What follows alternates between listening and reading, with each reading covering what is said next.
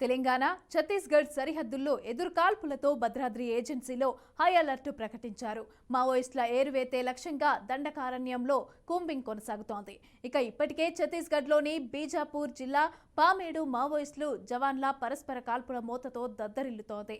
మావోయిస్టుల ఏరువేతే లక్ష్యంగా దండకారణ్య ప్రాంతంలోని బీజాపూర్, దంతెవాడ, సుక్మా జిల్లాల్లో ఏర్పాటు చేస్తున్న పోలీసు క్యాంపులపైన మావోలు మెరుపుదాడికి దిగారు.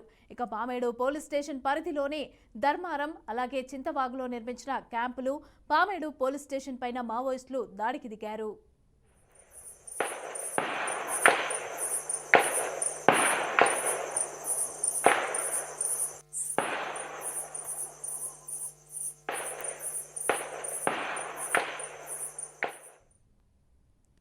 ఇప్పటికే లాంచర్లతో మావోయిస్టులు దాడికి దిగగా సిఆర్పీఎఫ్ బలగాలు కూడా ఎదురుదాడికి దిగాయి. దీంతో ఆ ప్రాంతం బాంబుల మూతతో దద్దరిల్లింది.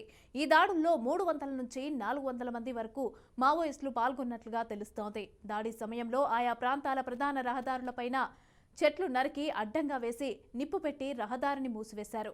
ఆ మార్గాల గుండా వస్తున్న గ్రామస్తులను వెనక్కి పంపించేశారు. 3 చోట్ల ఏకకాలంలో రాకెట్ లాంచర్లు విసురుతూ, మందు పాతర్లు పేల్చుతూ భయోత్పాదం సృష్టించారు. దీంతో సిఆర్పీఎఫ్ బలగాలు సైతం ఎదురుదాడికి దిగాయి. ధర్మారం క్యాంపు నిర్మాణ పనులు కొనసాగుతూ ఉండగా అందులోని జవాన్లతో పాటుగా పనిచేసేందుకు గుంటూరు నుంచి వచ్చిన 40 మంది కూలీలు కూడా ప్రాణాలు అరచేతుల్లో పెట్టుకుని బిక్కుబిక్కుమంటూ కాలం గడిపారు. ధర్మారం క్యాంపు పైన జరిగిన దాడిలో 9 మంది జవాన్లు స్వల్పంగా గాయపడినట్లుగా తెలుస్తోంది.